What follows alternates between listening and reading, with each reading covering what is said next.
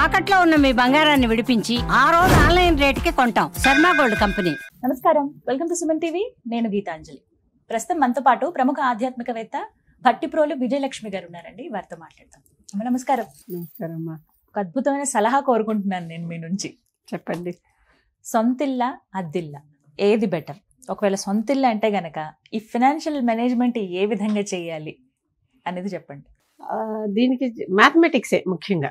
అంటే కొంత ఇమోషన్ కూడా ఉంటుంది, కొంత అవసరం ఉంటుంది, కొంత మెయిన్లీ మ్యాథమెటిక్స్. అంటే సొంతిల్లా అద్దిల్లా ఇప్పుడు ఏం చేయాలి అంటే, అద్దెంటికైతే ఎంత ఇస్తున్నాం ఆ అమౌంట్ ఒక చోట లెక్క పెట్టుకోండి. దాని తర్వాత మీరు ఇన్కమ్ ట్యాక్స్ ఎంత కడుతున్నారు ఆ లెక్క పక్కన పెట్టుకోండి. ఇవి రెండు కలిపితే ఈఎంఐతో సరిపోయేటట్టుగా నాకు ఏదన్నా నాకు కావాల్సిన దాంట్లో ఇల్లు దొరుకుతుందా, కావాల్సిన దాంట్లో అంటే ఇక్కడ కావాల్సిన ఏరియా అంటే జోగ్రఫికల్ ఏరియా అండ్ లోపల కావాలంటే ఎంత ప్లింత్ ఏరియా కావాలి, ఇలాంటివి దొరుకుతున్నాయా, ఇవి చూసుకోండి. రెండోది అవసరమైతే కొంచెం స్ట్రెచ్ చేయాలి. ఇప్పుడు కూడా మనకి ఏదైనా ఒకటి కావాలి అంటే కొంచెం కష్టపడాల్సిందే. ఏదైనా కష్టపడితేనే దొరుకుతుంది. కష్టే ఫలే. కనుక ఇప్పటిదాకా ఇంకొక 5-6 వేలో ఇంకో 10 వేలో నేను ఎక్స్టెండ్ చేయగలిగితే నాకు కావాల్సింది వస్తుంది అనుకుంటే కొంచెం కష్టపడ్డా ఎక్స్టెండ్ చేయొచ్చు. అది కష్టపడే అవకాశం మనకుందా అది కూడా చూసుకోవాలి కదా. ఇక్కడ ఆ ఛాన్స్ మనకుందా, ఆ ఆపర్చునిటీ మనకుందా. ఎందుకంటే కొంతమందికి ఉద్యోగాల్లో పర్మనెన్సీ ఉండదు. ఒక్కోసారి ఇప్పటికే సూచనలు ఉంటాయి. అలాంటప్పుడు ఇలాంటి ఈఎంఐల్లోకి దిగటం మంచిది కాదు. కనుక ఇలాంటివన్నీ చూసుకుని సొంత ఇల్లా అదిల్లా, అది ఎక్కడో ఊరు బయట కొనుక్కుని సొంత ఇల్లు అనే భావాన్ని కొనుక్కుని రోజు అక్కడి నుంచి ఆఫీస్ స్పేస్ దాకా రావాలంటే దారిలోనే ఎనర్జీ అయిపోయి అది కూడా కష్టమే. కరెక్ట్ ప్రైమ్ ప్లేస్ చూసుకోవాలి మనకి అనుకూలంగా. నేనైతే ఎప్పుడు ఎవరికో ఒకళ్ళకి ఇంట్లో చాలా మంది ఉంటారు, ఒక్కొక్క చోట ఆఫీస్ ఉంటుంది, ఒక్కొక్క చోట స్కూళ్ళు కాలేజీలు ఉంటాయి. ఎవరికో ఒకళ్ళకి చాలా అనుకూలంగా ఉండాలి. అందరికి అనుకూలంగా ఎలాగో దొరకకపోవచ్చు. ఎవరికో ఒకళ్ళకి ఇటు పక్కనే ఉండాలి. అంటే ఇటు పక్కనే అంటే కనీసం ఈజీలీ కమ్యూటబుల్గా ఉండాలి వాళ్ళకి.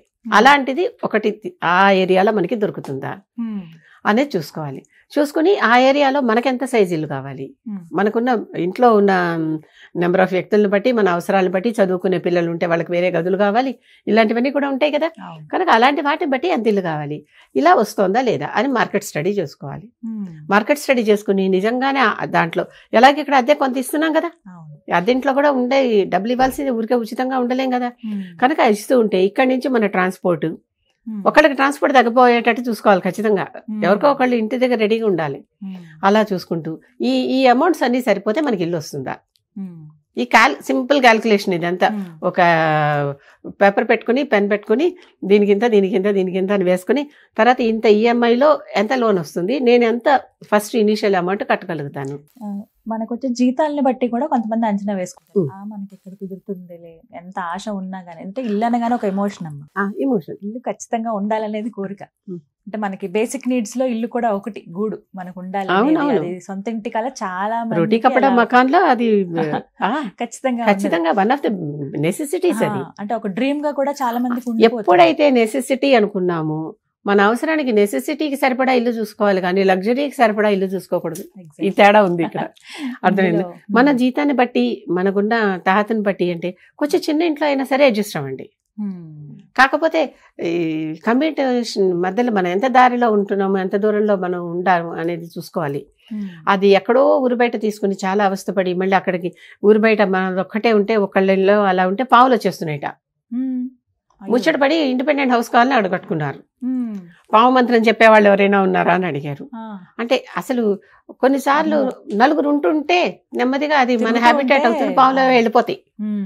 అలాంటి లేని చోట తీసుకునే సాహసమే కదా అది. ఇలాంటివి కొన్ని అనమాట. అలాంటివి చేయకుండా ఉండటం మంచిది. ఆ తర్వాత నిజంగానే ఒక ప్యాథటిక్ ఎగ్జాంపుల్ ఉంది, చాలా బాధేసింది నాకు.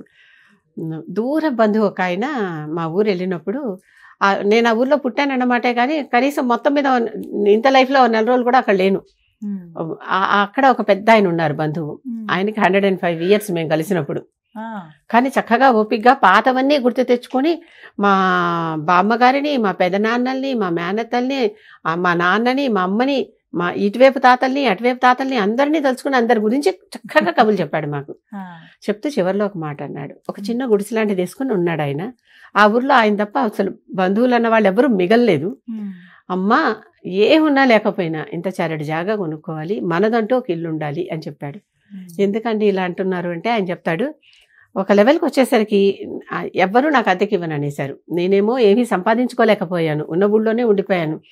అందరూ ఇప్పుడు నేను మీ చెప్పినటువంటి నీ మేనమావలు కానీ నీ పెదనాన్నలు బాబాయిలు అందరూ చదువుకుని, మీ నాన్న అందరూ బయటికి వెళ్ళిపోయారు. నేను ఇక్కడే చదువుకోకుండా ఉండి ఇంతే ఉండిపోయా. అటు పొలము లేదు, ఇటు ఇల్లు లేదు. వాళ్ళకి వీళ్ళకి పని చేసుకుంటూ ఇలా ఉండిపోయా. ఒక లెవెల్కి వచ్చేసరికి అందరూ వాళ్ళ ఇల్లు ఇచ్చిన వాళ్ళందరూ ఇచ్చారు. వాళ్ళ ఇల్లు అమ్మేసుకున్నప్పుడు ఈయన ఖాళీ చేయాలిగా. అలా చేసేసరికి ఒక లెవెల్లో చివరికి ఒక బండి మిగిలింది, ఒక ఎద్దు. ఆ ఒక ఒంటెద్దు బండి మీద సామాన్ వేసుకుని కూర్చుని ఉన్నాను. నాకు ఇల్లు లేదు, ఎక్కడికి వెళ్ళాలో నాకు తెలియలేదు, ఏ ఊరు వెళ్ళాలో కూడా నాకు తెలియదు ఇక్కడ తప్ప. అలాంటి పరిస్థితి నాకు జీవితంలో వచ్చిందని చెప్పాడు ఆయన. చెప్పాక అప్పుడు గబగబా ఆ ఊరు పెద్దలు ఎవరో ఒకళ్ళిద్దరు వచ్చి ఆ ఊరి స్థలమే ఒకటి చూపించి, ఇక్కడ ఒక చిన్న పాకేసుకుని ఇక్కడ ఉండండి, లేపితే అప్పుడు మేము చూస్తాం అని చెప్పి అక్కడ ఆయనకి ఓ చిన్న పాక వేసి ఇచ్చారట. అక్కడే ఉంటున్నాడు ఆయన. ఆయన చెప్పాడు ఈ విషయం. అంటే ఇల్లు నిజంగా ఇమోషన్ అన్నావే, ఆయన చూస్తే నాకు అప్పుడు నిజంగానే మనదంటూ ఇంత స్థలం ఉండాలి కదా, అంటే మన తలదాచుకోవటానికి ఉండటానికి. కనకధార స్తోత్రంలో కూడా ఆ పేద స్త్రీ ఒంటి మీద సరిగా బట్ట లేకపోయినా, రోజు తిండి తింటున్న రోటీ కపడా లేకపోయినా ఇల్లుంది కనుక ఈ రెండు ఉన్నదో లేదో ప్రపంచానికి తెలియకుండా దాచుకోగలిగింది, తన మర్యాదను కాపాడుకోగలిగింది. రోటీ కపడా తర్వాతే మకాన్ అయినా ఆ మూడో దాని సాయంతో మొదటి రెండు ఉన్నా లేకపోయినా సమాజంలో మర్యాదగా తన పని నడుపుకుంటూ వచ్చింది. ఈవిడ ఇవాళ తినలేదు, ఈవిడ ఒంటి మీద సరైన బట్టలేదు అనేటటువంటిది లేకుండా నడుపుకొచ్చింది.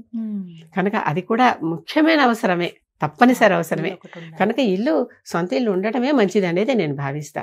కానీ ఒక్కొక్కసారి మనకు అది అందుబాటులో ఉండదు. అందుబాటులో లేనప్పుడు ఎక్కువ కోరికలు పోకుండా సింగిల్ బెడ్రూమ్ అయినా సరే ఉంటే మన మర్యాద మనది, అది చూసుకోవాలి తప్పనిసరిగా. అలాగని ముందర నుంచే నాకు ప్యాలెస్ లాగా కావాలి, దాంట్లో 4-5 బెడ్రూమ్స్ ఉండాలి, ఒక థియేటర్ ఉండాలి, అలాంటివన్నీ అనుకుంటే తీరితే చాలా సంతోషం. దానికి పాటుపడాలి. ఏదైనా కష్టపడిందే రాదు.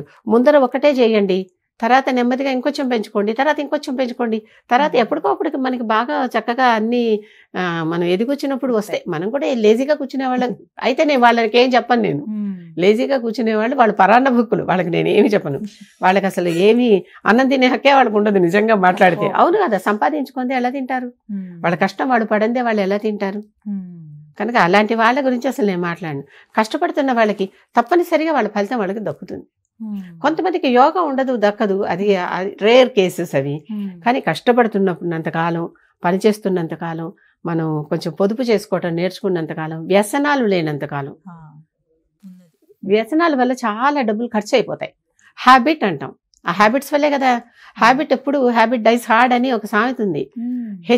హ్యాబిట్ లో హెచ్ తీసేస్తే ఏ బిట్ ఉంటుందట, ఏ తీసేసినా బిట్ ఉంటుందట, బి తీసేసినా ఇట్ ఉంటుందిట. దాన్ని ఆ లాస్ట్ లెటర్ వరకు తెగొట్టేదాకా అది మన వెంటాడుతూనే ఉంటుందన్నమాట. కనుక అలవాట్లు చేసుకోవటం తేలికే, వదులుచుకోవటం కష్టం చాలా. అది మన కంట్రోల్ మనకు ఉండాలి. ఇల్లు సొంత ఇల్లు కావాలంటే తప్పనిసరిగా కొన్ని లగ్జరీస్ మనం త్యాగం చేసి దానికి దిగాలి, తప్పదు. అవి ఇవి అన్నీ రావు. వచ్చే వాళ్ళ అదృష్టవంతులు వస్తే చాలా సంతోషం. అది నిలబెట్టుకోవాలి చక్కగా. మ్యాథమెటిక్సే, లెక్కలేసుకోవటం, నా సంపాదన ఎంత, నేను ఇక్కడ అద్దె ఎంత కడుతున్నాను, ఇన్కమ్ ట్యాక్స్ ఎంత కడుతున్నాను, ఇన్కమ్ ట్యాక్స్ రిబేట్ వస్తుంది సొంత ఇల్లు తీసుకున్నప్పుడు. కనుక అవన్నీ సరిపోయాక లెక్క చూసుకుని ఎక్కడో చోట మనకి బ్యాలెన్స్ అవుతుంది. ఇంత అమౌంట్కి నేను ఇల్లు తీసుకోగలను అనే ఫిగర్ మనం ముందరే అరైజ్ అవ్వాలి. దీనికి ఎప్పుడైతే ఇది మనం తెలుసుకున్నామో అంత ఫిగర్లో, అంత అమౌంట్లో ఇల్లు ఎత్తుకోవాలి. అది దీని సూత్రం. థ్యాంక్స్ అమ్మా, మంచి సలహా ఇచ్చారు. నమస్తే. నమస్కారం.